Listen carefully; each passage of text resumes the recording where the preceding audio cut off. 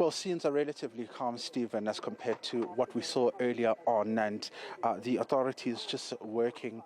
on clearing the scene right now, as my colleague Gidumetse Dinti will show you. Police just making sure that, of course, they leave nothing to chance and ensuring that they comb through the scene to ensure that there is no body that's left behind. You would have heard earlier on the police spokesperson, Mavela Masondo, telling us that one of the things that they're going to investigate is whether there weren't any other persons that were in the vehicle that may have, of course,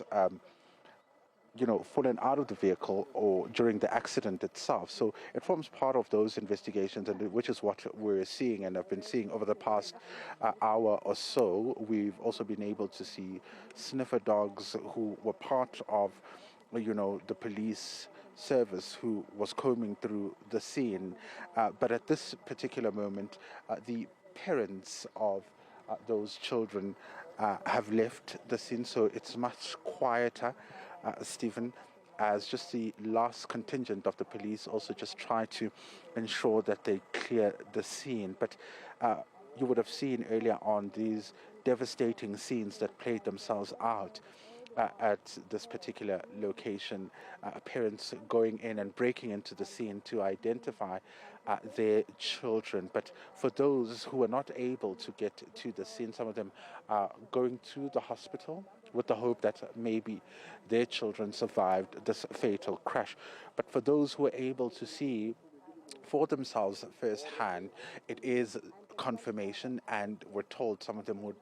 be going to the morgue to try and see if they can, for the very last time, get confirmation, official confirmation at least, in a controlled environment, Stephen. You can only imagine the injuries that were sustained by these children and how raw that emotion must have been, witnessing your child lying right at the scene. A process that usually is not done, right? Officials would cover the bodies, take them away to ensure that at least when identification comes, or the stage of identification comes, it is done so to also just minimize the trauma that would be inflicted by seeing your child's lifeless body, but more so when it's in such a state, right? So all those protocols, obviously, because of where the situation was, and parents who felt that they'd reached boiling point and they couldn't wait any longer to confirm if their children were involved in this accident, they came in. So the official processes, Stephen, kick off from this particular point onward, because the autopsies are still going to be conducted before the death certificates are released, and as well as the bodies are released to the families for burial. So in the meantime, those devastated family members will be waiting for official confirmation from authorities, but also it's a time for, authorities to provide support. You would have heard from the mayor of Mfuleni, that's Sipho Radebe, who spoke to us about how they are moving to support the family members who have lost their loved ones in this tragic accident. And that's where things are at this moment, just providing support to those